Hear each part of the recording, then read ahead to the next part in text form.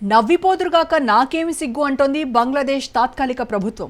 ప్రజలతో ఎన్నుకోలేదు, ప్రజల ద్వారా గెలవలేదు, కానీ ఇండియాపై మాత్రం అక్కస్సు ప్రదర్శిస్తూనే ఉంది.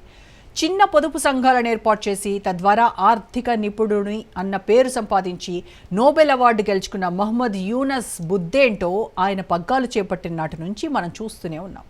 ఇప్పటికే వాణిజ్యంతో చేతులు కాల్చుకున్న యూనస్ కక్ష రాజకీయాలతో చలి కాచుకుంటున్నాడు.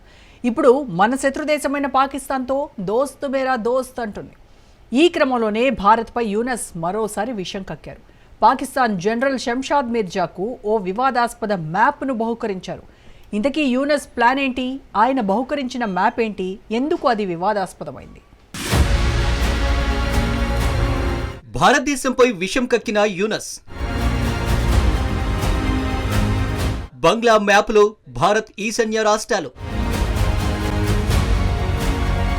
పాకిస్తాన్ జనరల్ షంషాద్ మిర్జాకు బహుకరణ. బంగ్లాదేశ్ తాత్కాలిక సారథిగా మహమ్మద్ యూనస్ అధికారం చేపట్టిన దగ్గర నుంచి భారత్తో దౌత్య సంబంధాలు ఒత్తిడికి గురవుతున్నాయి. ఆయన తాజాగా మరోసారి భారత్పై విషం కక్కారు. భారత్ భూభాగాన్ని బంగ్లాదేశ్కు చెందినదిగా చూపిస్తూ ఉన్న వివాదాస్పద మ్యాప్ను పాకిస్తాన్ జనరల్ షంషాద్ మిర్జాకు బహుకరించారు. ఆ మ్యాప్లో భారత ఈశాన్య ప్రాంతాన్ని బంగ్లాదేశ్లో భాగంగా చిత్రీకరించారు.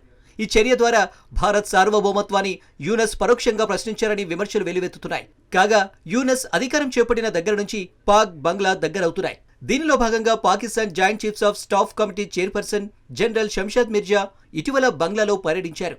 ఆ సందర్భంగా యూనస్ మిర్జా భేటీ అయ్యారు. అప్పుడు పాక్ జనరల్కు యూనస్ ఆర్ట్ ఆఫ్ ట్రయంఫ్ పేరిట ఉన్న పుస్తకాన్ని బహుకరించారు. ఆ బుక్ కవర్ పేజీపై వక్రీకరించిన బంగ్లాదేశ్ మ్యాప్ కనిపించింది. భారత్కు చెందిన 7 ఈశాన్య రాష్ట్రాలు అందులో భాగంగా కనిపించడం తీవ్ర ఆగ్రహానికి దారితీసింది. భారత సార్వభౌమత్వానికి వ్యతిరేకంగా ఉన్న ఆయన చర్యలను నెటిజన్లు తీవ్రంగా ఖండించారు.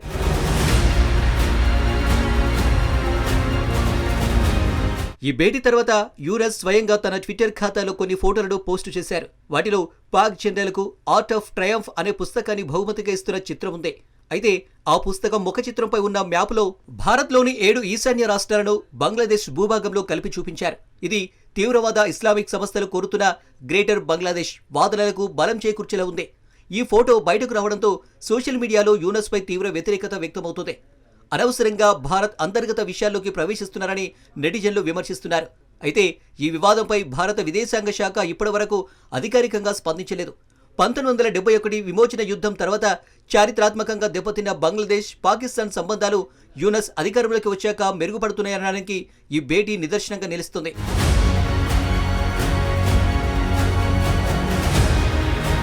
ఈ సమావేశంలో ద్వైపాక్షిక వాణిజ్యం, పెట్టుబడులు, రక్షణ రంగ సహకారం వంటి పలు అంశాలపై చర్చ జరిగిందని బంగ్లాదేశ్ ప్రభుత్వం ఒక ప్రకటనలో తెలిపింది. ఇరు దేశాల మధ్య ఉన్న చారిత్రక, సాంస్కృతిక బంధాలను ప్రస్తావిస్తూ జనరల్ మిర్జా పలు రంగాల్లో సహకారం బలోపేతం కావాలన్న ఆకాంక్షను వ్యక్తం చేశారు. తమ 2 దేశాలు పరస్పరం సహకరించుకుంటున్నాయని తెలిపారు. కాగా ఇప్పటికే కరాచీ, చిట్టాగాంగ్ మధ్య నౌక రవాణా ప్రారంభమైందని, త్వరలో ఢాకా, కరాచీ మధ్య వైమానిక రవాణా కూడా ప్రారంభం కానుందని తెలిపారు. ఇక వెస్ట్ ఆసియా పరిస్థితులపై కూడా ఇరువురు చర్చించారు. ఉద్రిక్తతలు తగ్గించాల్సిన అవసరం ఉందని ఉభయ పక్షాలు అభిప్రాయపడ్డాయి. తప్పుడు సమాచారం వ్యాప్తి, ప్రాంతీయ అస్థిరత కలిగించే గెరిల్లా గుంపుల పాత్రపై కూడా చర్చ జరిగింది. మన ఈశాన్య ప్రాంతంపై యూనస్ అక్కసు వెళ్లగక్కడం ఇదే తొలిసారి కాదు. ఈ ఏడాది చైనాలో పర్యటించిన సందర్భంగా భారత ఈశాన్య ప్రాంతంలోని 7 రాష్ట్రాలను 7 సిస్టర్స్ అంటారు. అవి బంగ్లాదేశ్తో భూ పరివేష్టితపై ఉన్నాయి. వారు సముద్రానికి చేరుకోవడానికే వేరే మార్గం లేదు. ఈ ప్రాంతంలో సముద్రానికి మేమే రక్షకులం కాబట్టి ఇది భారీ అవకాశం. చైనా ఆర్థిక బేస్ను విస్తరించుకోవడానికి అనుకూలంగా ఉంటుంది అని వ్యాఖ్యలు చేశారు. మరో సందర్భంలో బంగ్లాదేశ్, నేపాల్ ఈశాన్య రాష్ట్రాలకు సమగ్ర ఆర్థిక సమైక్యత ప్రణాళిక అవసరమని వ్యాఖ్యలు చేశారు. Invest in Bangladesh. Bangladeshis can invest in your territory, and anybody. That's what the whole idea of the SAARC. So if we can't do the whole SAARC, then we can have a mini SAARC of our own in a business deal, not political or any formal treaty or something. You need it. Nepal has to access ocean because all these goods and services coming back and forth need the access to the ocean.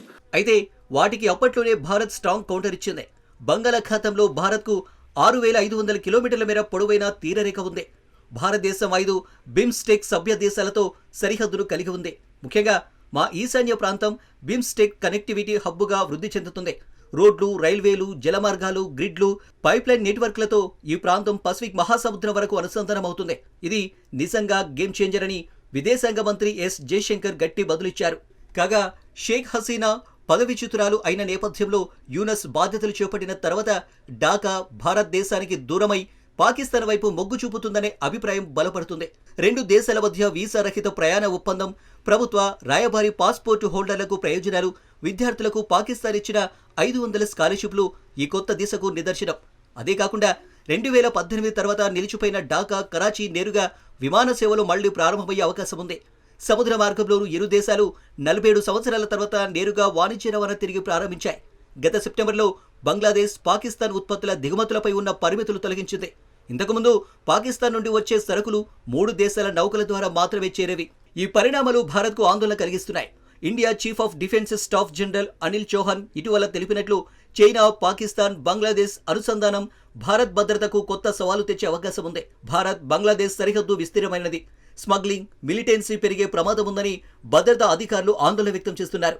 2004లో Assam వద్ద China తయారీ ఆయుధాలను స్వాధీనం చేసుకున్న ఘటనను కూడా వారు గుర్తు చేస్తున్నారు. ఆ కుట్ర వెనుక పాకిస్తాన్ ఐఎస్ఐ ఉందని అప్పట్లో ఆరోపణలు వచ్చాయి. తాజాగా యూనస్ పాకిస్తాన్ జెండాలకు అందించిన మ్యాప్లో అస్సాం, ఈశాన్య రాష్ట్రాలను బంగ్లాదేశ్ భాగంగా చూపించడం భారత్లో ఆగ్రహం రేపింది.